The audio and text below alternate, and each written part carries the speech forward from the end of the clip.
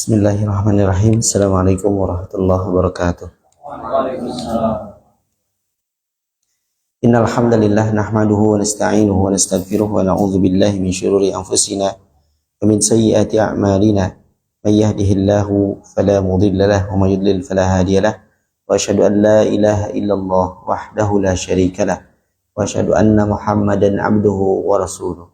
Ya ayyuhalladzina amanu taqullaha haqqa tuqatih ولا تموتن إلا وأنتم مسلمون يا أيها الناس اتقوا ربكم الذي خلقكم من نفس واحدة وخلق منها زوجها وبث منهما رجالا كثيرا ونساء واتقوا الله الذي تساءلون به والأرحام إن الله كان عليكم رقيبا يا أيها الذين آمنوا اتقوا الله وقولوا قولا سديدا يصلح لكم أعمالكم ويغفر لكم ذنوبكم ومن يطع الله ورسوله فقد فاز فوزا عظيما أما بعد فإن أصدق الحديث كتاب الله وخير الهدي هدي محمد صلى الله عليه وسلم وشر الأمور محدثاتها وكل محدثة بدعة وكل بدعة ضلالة وكل ضلالة في النار. Ikhwah, a'azzani Allah wa iyyakum ajma'in. Alhamdulillah, kita memohon dan bersyukur kepada Allah Subhanahu wa ta'ala dan atas pertolongan dan nikmatnya pada malam hari ini. Alhamdulillah, kita masih diberikan kesempatan untuk melanjutkan pembahasan kitab Nawaqidul Islam yang disusun oleh Syekh Muhammad bin Abdul Wahhab rahimahullahu ta'ala. Dan insyaallah malam hari ini kita sudah masuk ke pembatal yang ketiga.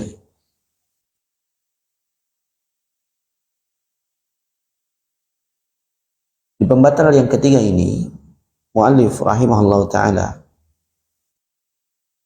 beliau mengatakan, man lam yukaffiril musyrikin, barang siapa yang tidak mengkafirkan orang-orang musyrik, au syakka fi kufrihim, atau ia ragu tentang kekufuran mereka, au sahhaha madhabahu, terlebih lagi ia malah membenarkan madhab mereka, kafara, maka ia kafir. Ikhwah, azani Allah wa iyyakum ajma'in. Sebagaimana yang kita ketahui bahwa kalimat tauhid la ilaha illallah itu mengandung dua rukun. Ada an-nafyu dan al-itsbat. An-nafyu artinya menafikan seluruh sesembahan. Al-itsbat menetapkan hanya Allah Ta'ala saja sebagai zat yang berhak disembah. Maka pembatal ketiga ini didasari kepada pelaksanaan rukun yang tidak sempurna dari kalimat tauhid, sehingga seseorang hanya menetapkan bahwa Allah Ta'ala itu adalah zat yang satu-satunya yang berhak disembah, namun ia tidak menafikan sesembahan selain Allah Subhanahu wa Ta'ala. Konsekuensinya, ia tidak menolak sesembahan yang lain, atau yang paling jauh, akhirnya ia membenarkan cara beragama mereka. Oleh karenanya, dua rukun tersebut, an-nafyu wal itsbat, mesti dipenuhi kedua-duanya.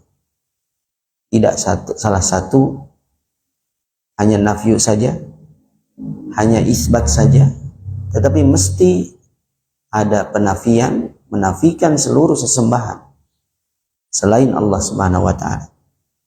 Ya, dan menetapkan hanya Allah Ta'ala saja yang layak untuk disembah. Oleh karenanya di sini mu'allif menyebutkan bahkan 3 kondisi. Yang pertama, tidak mengkafirkan, padahal sudah jelas kekufuran orang-orang musyrik. Atau bahkan ragu. Ragu saja ini bisa merusak ya, syarat dari kalimat tauhid. Ya. Karena kalimat tauhid mesti diketahui, mesti diyakini dengan yakin, tidak ada keraguan di dalamnya. Kalau ragu saja, jangan-jangan sesembahan mereka benar misalnya, berarti ia tidak memenuhi salah satu syarat dari kalimat tauhid. Syekh Shalih Fauzan hafizahullahu taala, beliau mengatakan, li'annahu yajibu 'alal muslimi ayyukaffira man kafarahu Allahu wa rasuluhu sallallahu alaihi wasallam. Karena wajib bagi setiap muslim untuk mengkafirkan orang yang Allah taala kafirkan. Begitu pula yang dikafirkan oleh Rasulullah sallallahu alaihi wasallam. Kalau Allah saja mengkafirkan, maka kita pun ikut meyakini bahwa mereka pun kafir.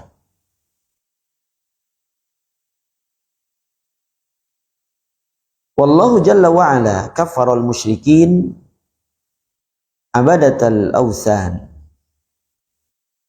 Allah Ta'ala pun mengkafirkan orang musyrik, penyembah berhala. Wa ghairahum, dan juga yang selain mereka dari kalangan kaum musyrikin, mimma ya'budu ma'allahi ghairahu, yaitu orang-orang yang menyembah selain Allah bersama dengan Allah. Itu musyrik ya. Musyrik itu bukan berarti tidak menyembah Allah, tapi menyembah Allah dan juga menyembah selain Allah.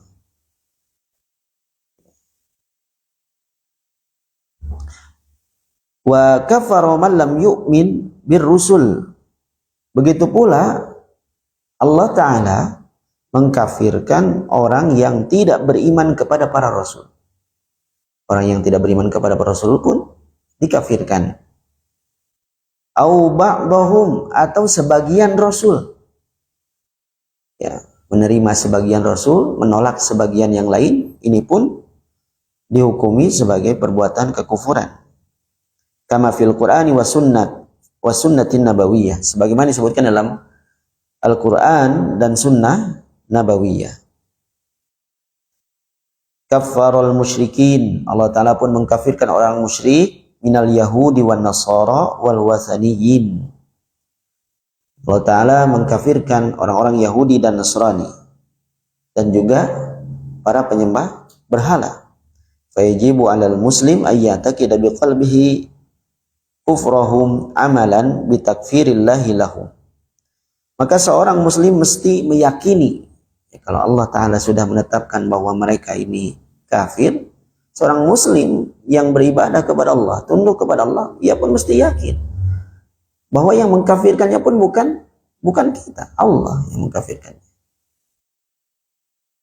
Seorang mesti yakin, seorang muslim yakin dengan hatinya kekufuran mereka, amalan bitakfirillah, karena ia tunduk turut kepada pengkafiran Allah Ta'ala terhadap mereka. Allah Ta'ala pun mengkafirkan mereka, maka kita pun tunduk kepadanya. Wa takfiri Rasulillah sallallahu alaihi wasallam lahum, dan begitu pula Rasul pun telah mengkafirkan mereka. Qala ta'ala, Allah Ta'ala berfirman dalam surah Al-Maidah ayat 17, laqad kafara alladhina qalu innallaha huwal masihu ibnu Maryam. Sungguh telah kafir orang-orang yang mengatakan bahwa Allah dialah Al-Masih putra Maryam. Dalam ayat yang lain surah Al-Maidah ayat 64, Allah Ta'ala pun berfirman, wa qalatil yahud yadullahi maglulah. Orang-orang Yahudi berkata, tangan Allah terbelenggu. Ya. Ini perkataan kekufuran.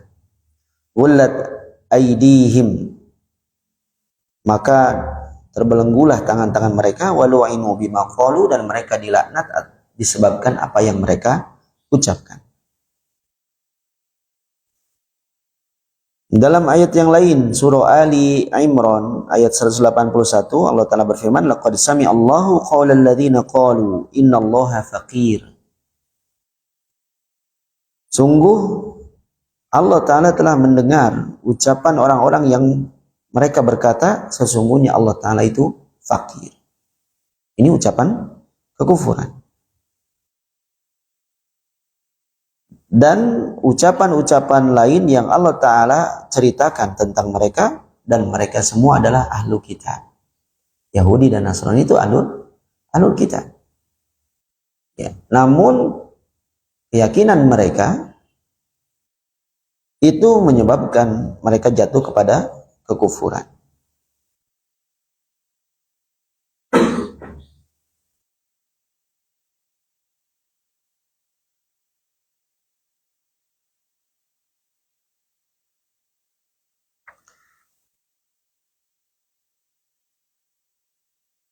Begitu pula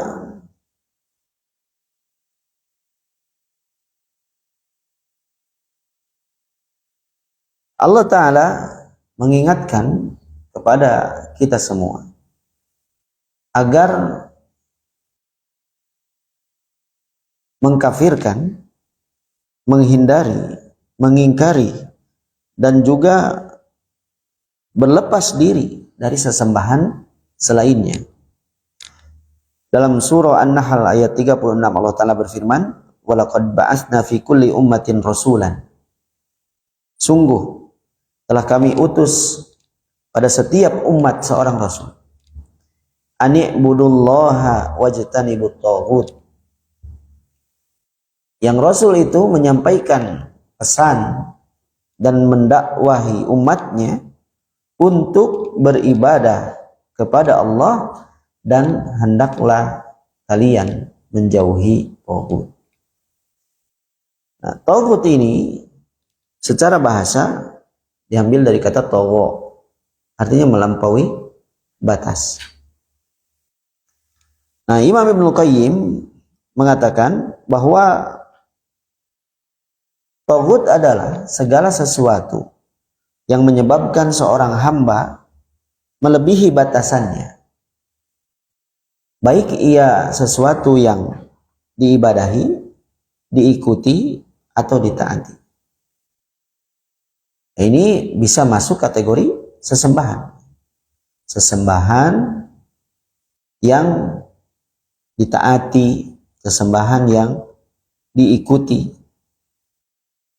Sehingga ketika kaum Nasrani mengangkat Al-Masih, ya, sebagai putra, ya, putra Allah, waliyadzubillah, la haula wala quwata illa billah. Ini ucapan yang berat, ya, besar sekali pengaruhnya terhadap keimanan seseorang. Adalah orang Nasrani ini adalah umatnya Nabi Isa alaihissalam. Namun mereka menjadi kufur karena keyakinan. Padahal Allah Ta'ala lam yalid wa lam yulad. Allah Ta'ala tidak beranak dan tidak diperanakan. Sehingga ketika mereka mengatakan ini ucapan kekufuran, Allah Ta'ala pun mengkafirkan mereka, terlepas bahwa mereka itu merupakan ahlul kitab, umat yang mendapatkan kitab, yang rasulnya menyampaikan kepada mereka kitab, itu kitab Injil. Sehingga kemudian terjadi pula kepada kaum Yahudi yang mereka menolak risalah Nabi Muhammad SAW. Sehingga Shalih Fauzan melanjutkan, faman lam yu'min bi umumi risalatin Nabi Muhammad sallallahu alaihi wasallam. Dan siapa yang tidak beriman kepada risalah Nabi Muhammad sallallahu alaihi wasallam secara umum, hatta walau aqarra annahu Rasulullah, bahkan meskipun ia mengikrarkan bahwa beliau adalah Rasulullah, tapi ada sebagian risalah yang ditolak, ia tidak beriman kepadanya. Bahkan ia mengatakan, inna risalatahu khasatun bil Arab, bahwa risalahnya itu khusus untuk orang Arab, duna ghairihim, bukan untuk selain orang Arab. Maka ucapan seperti ini artinya mereka menolak sebagian risalah Nabi Muhammad sallallahu alaihi wasallam. Maka kita mesti berhati-hati dengan ungkapan-ungkapan sebagian orang yang mengatakan bahwa ajaran yang dibawa oleh Nabi Muhammad SAW itu mesti disesuaikan dengan tempatnya. Kalau diterapkan di Indonesia tidak cocok, sehingga mesti ada penyesuaian. Tidak ada yang seperti itu, jemaah. Bahwa Islam ini sudah sempurna, berlaku untuk bangsa manusia dan jin sampai hari kiamat. Ajaran yang dibawa oleh Nabi Muhammad SAW ini sudah sempurna. Allah lah yang menegaskan. Maka ketika seseorang mengatakan bahwa dan bahkan mencibir sebagian sunnah, itu sudah tidak pantas dipakai di Indonesia. Untuk menggunakan misalnya gamis, gak pantas. Bagusnya pakai batik saja. Anak kebetulan pakai batik.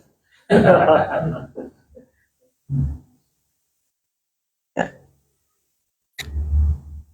Atau seseorang yang memanjangkan janggutnya, perempuan yang menutup wajahnya, seringkali dicibir dan bahkan disindir.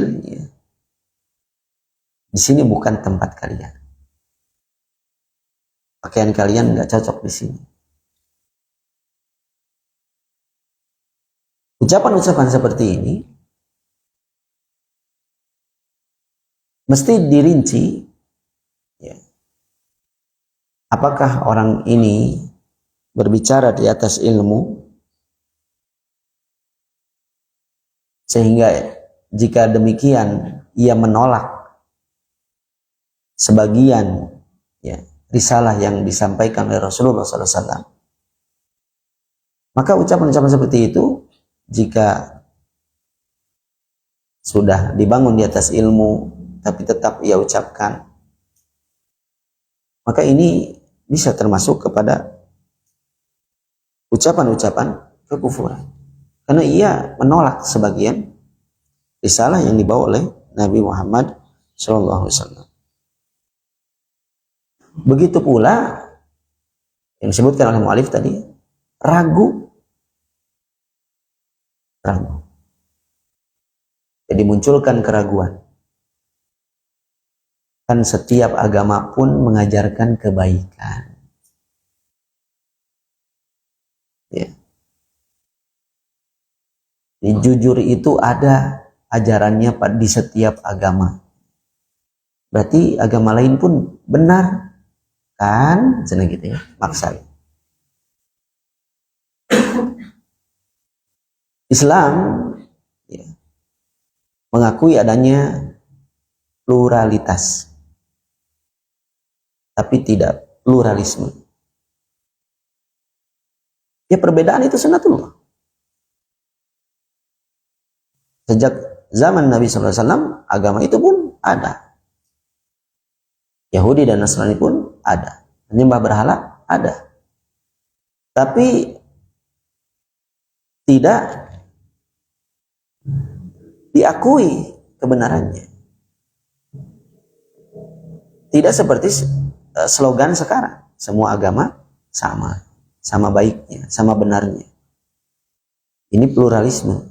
Ini tidak ada di dalam ajaran Islam. Dengan dalih toleransi beragama, namun prakteknya ternyata sampai menggadaikan agama. Sebagian orang juga berpegang kepada ayat terakhir di surah Al-Kafirun, lakum dinukum waliyadin. Oh, berarti untuk kalian agama kalian, untukku agamaku. Ini dalil bahwa boleh beragama yang lain juga. Ya memang silakan saja gitu, mau beragama selain agama Islam. Masalahnya ini bukan dalil yang menegaskan bahwa semua agama benar. Ini mengajarkan kepada kita untuk memiliki prinsip di dalam beragama.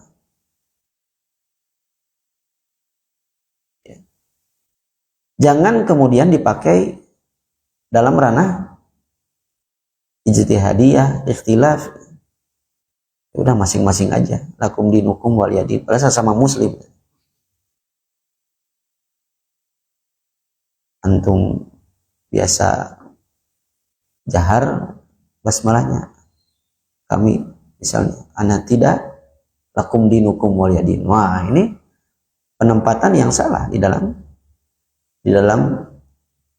menetapkan dalil. Sesama muslim gitu. Maka orang-orang yang ragu pun ini bisa menyebabkan pelakunya jatuh ke dalam kekufuran. Bagaimana ia meragukan apa yang telah Allah Ta'ala tetapkan?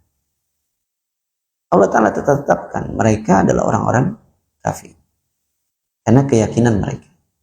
Oh, kalau nggak meyakini itu mah kayaknya nggak kafir ya.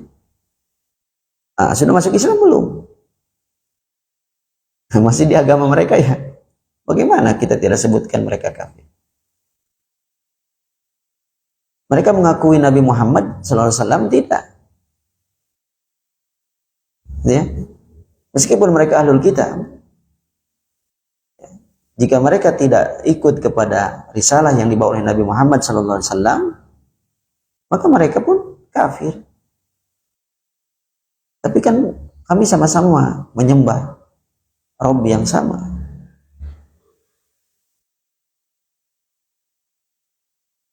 Iya, dulu. Sebelum ada penyimpangan-penyimpangan, ketika masih berada di bawah kepemimpinan nabinya, Nabi Musa, Nabi Isa, para nabi yang lain. Maka ucapan-ucapan seperti ini ya, bisa menyebabkan pelakunya ya, jatuh ke dalam kekufuran. Dan ini bukan kita yang menetapkan. Allah yang menyebutkan, begitu pula Rasulullah Shallallahu Alaihi Wasallam.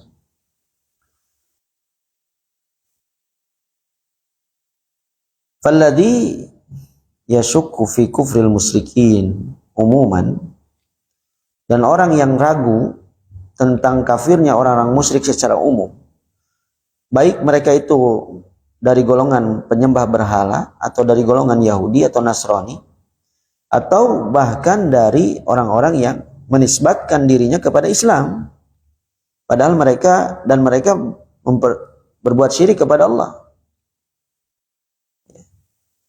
Yajibu itiqadu kufrihim, maka wajib meyakini kekufuran orang tersebut. Orang yang ragu pun akhirnya karena keraguannya, perbuatan itu, keraguannya itulah yang akan menyebabkannya jatuh ke dalam kekufuran.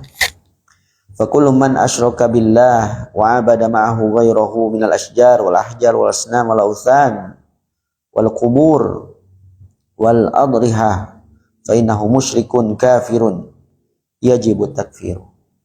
Maka setiap orang yang mempersekutukan Allah dan menyembah selain Allah bersamanya, berupa pohon, bebatuan, patung-patung, dan berhala, kuburan, petilasan-petilasan, maka ia musyrik, kafir. Dan kita pun wajib meyakini kekufuran mereka. Hatta walau kana yadda'il Islam, meskipun mereka mengaku beragama Islam. Nah, namun ya,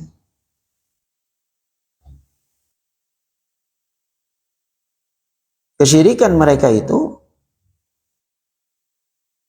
tentu membatalkan syahadatain.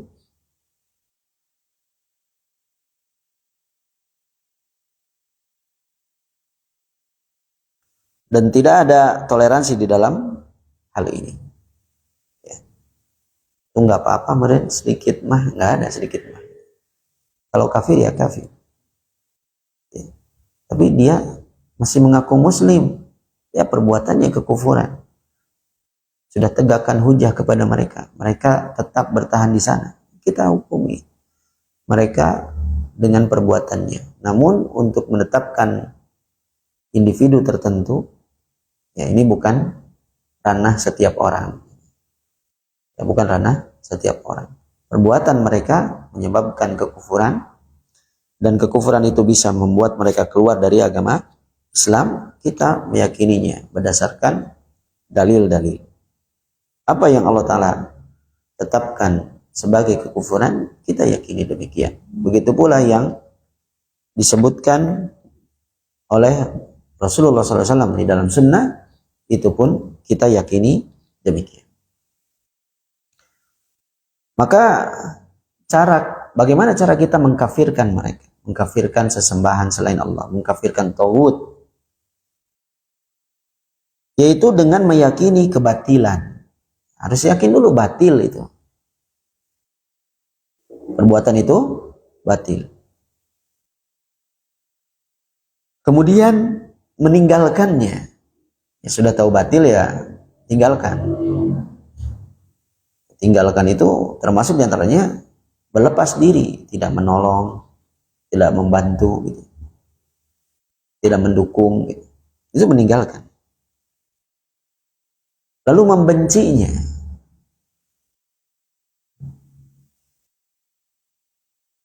Dan kemudian mengingkari para pelakunya, ya, dan memusuhi mereka. Jangan dekat-dekat dengan mereka, karena banyak syubhat jika berada di dekat mereka.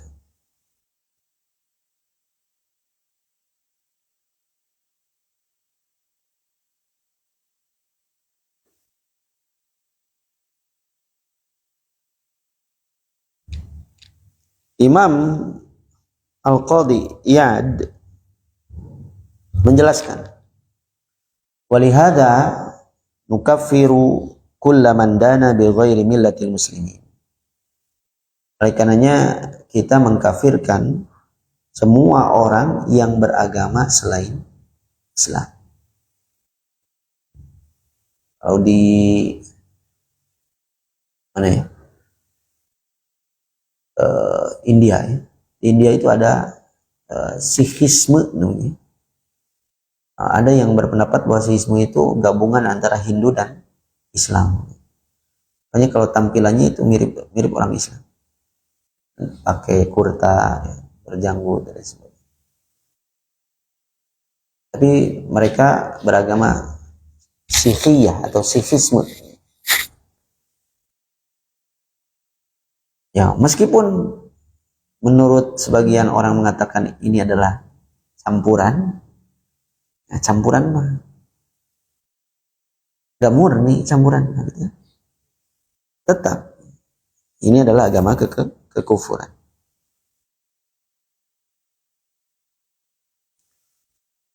Begitu pula termasuk agama-agama Yahudi dan Nasrani. Karena setelah diutusnya Nabi Muhammad SAW, ya, fal Yahudiyah wa Nasraniyah ba'da bi'sati Muhammadin SAW qad nusikha bil Islam. Kedua agama tersebut sudah dinasakh dengan Islam. Wal Islamu huwa dinul haq. Islam adalah agama yang hak. Lam yadkhul fil Islam lam yabqa dinun ghairu dinil Islam alladzi jaa bihi Muhammad. Tidak ada lagi agama lain yang tersisa selain agama Islam yang dibawa oleh Nabi Muhammad sallallahu alaihi wasallam. Faman lam yadkhul fil Islam, maka barang siapa yang tidak masuk Islam wa yu'min bi Muhammad, dan ia tidak beriman kepada Muhammad, fahuwa kafir, maka ia kafir. Meskipun Yahudi dan Nasrani itu mengatakan bahwa kami ahlul kitab, tapi mereka adalah orang-orang kafir. Sawa'un kana Yahudiyan atau Nasraniyan atau Wasaniyan atau mulhidan. Baik ia seorang Yahudi, Nasrani, ya, penyembah berhala, orang ateis, ya kalau ateis yang tidak memiliki agama, ya, tidak beriman kepada Nabi Muhammad SAW, maka ia pun kafir. Maka dalam lanjutan nasihatnya, Al-Qadi Iyad itu menambahkan, aw waqafa fihim, atau orang yang sejalan dengan mereka. Orang yang sejalan dengan orang-orang kafir, maka kita pun mengkafirkan mereka.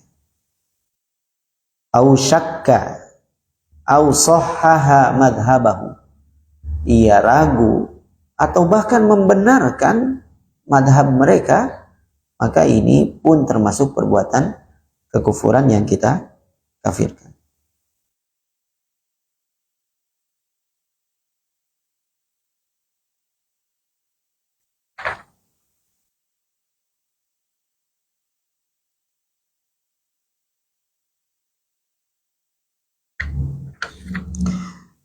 Ada beberapa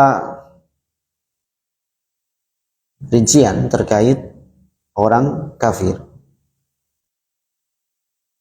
Orang kafir itu ada yang asli, ya, kafir asli yang tidak beragama Islam. Maka orang yang tidak mengkafirkannya, ragu tentang kekafirannya, atau bahkan membenarkan ajarannya, maka ia pun telah kafir dan keluar dari agama Islam. Ini mah kafir asli, ya. Ya, sudah tahu seseorang itu beragama selain agama Islam dan ia malah membenarkan agama tersebut, ia kafir. Ya, karena ia, orang tersebut adalah kafir asli. Ada juga kekufuran itu menimpa kepada seorang muslim yang terjatuh kepada perbuatan yang mengeluarkannya dari agama Islam.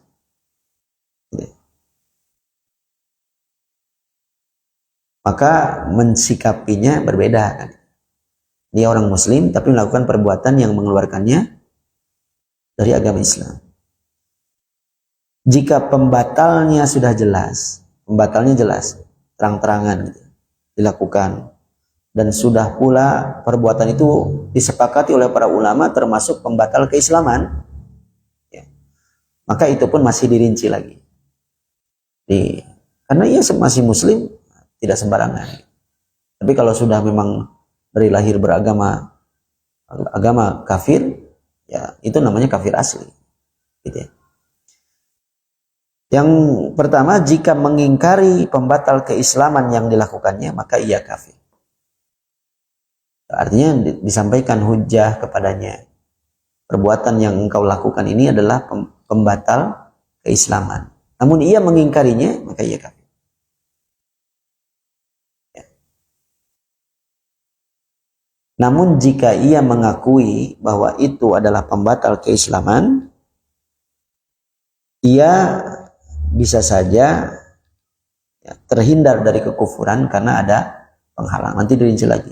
Kenapa kamu melakukannya? Mungkin karena tidak tahu. Setelah disampaikan hujah kepadanya, ia bertaubat kepada Allah Ta'ala. Ya. Karena itu ada mawani, ada penghalang.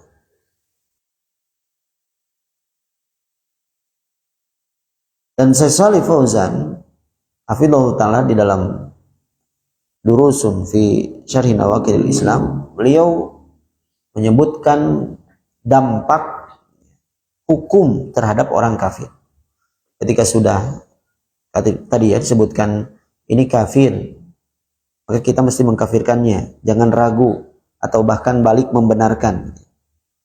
Karena orang kafir itu memiliki dampak di dalam hukum Islam. Ya, yang pertama adalah annahu yajibu bughdul kufari wa mu'adatuhum wa adamu muwalatuhum hatta walau kanu min aqrabin nas ilal muslim.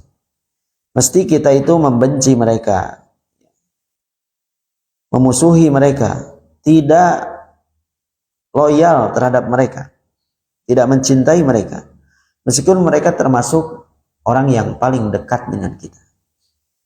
Dalilnya adalah surah Al-Mujadalah ayat 22, Allah Ta'ala berfirman, la tajidu qauman yu'minuna billahi wal yawmil akhir. Engkau tidak akan dapati suatu kaum yang mereka beriman kepada Allah dan hari akhir, yuwaduna man hadallah. Mereka saling berkasih sayang dengan orang yang memusuhi Allah ya, wa rasulahu, dan rasul. Ya, kalau mereka memusuhi Allah dan rasul, tidak boleh kita berkasih sayang dengan mereka. Ini dampaknya ya.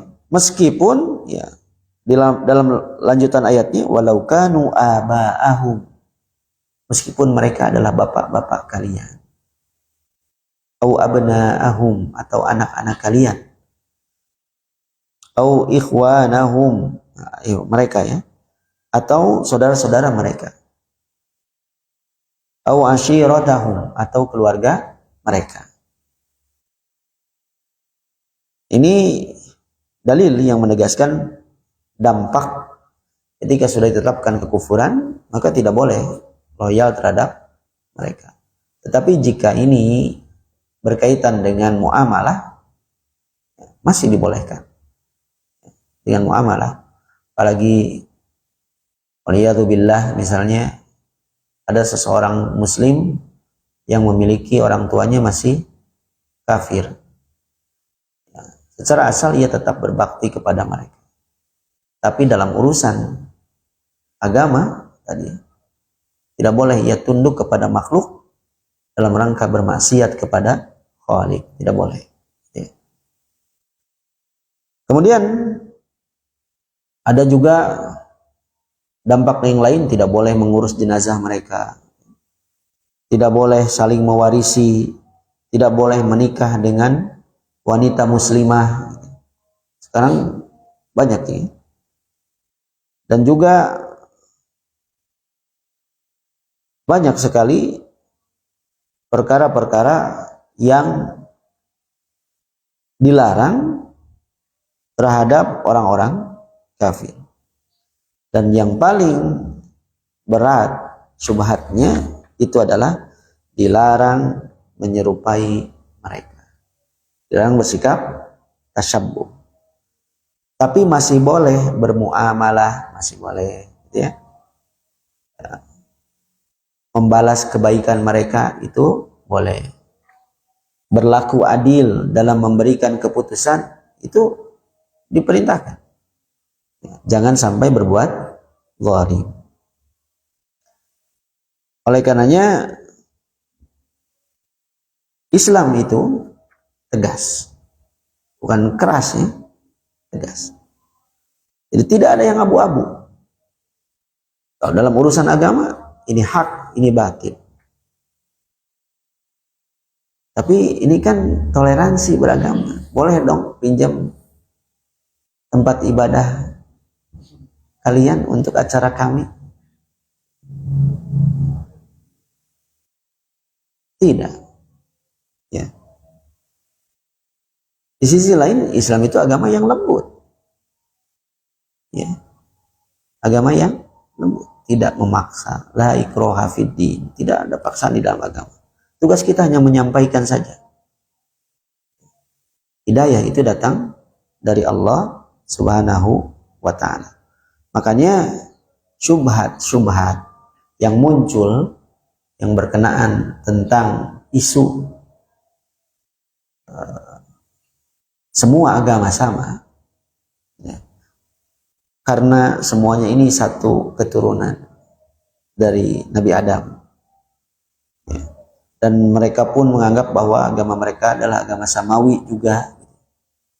Ada juga yang mendalihkan bahwa sama-sama mengajarkan kebaikan.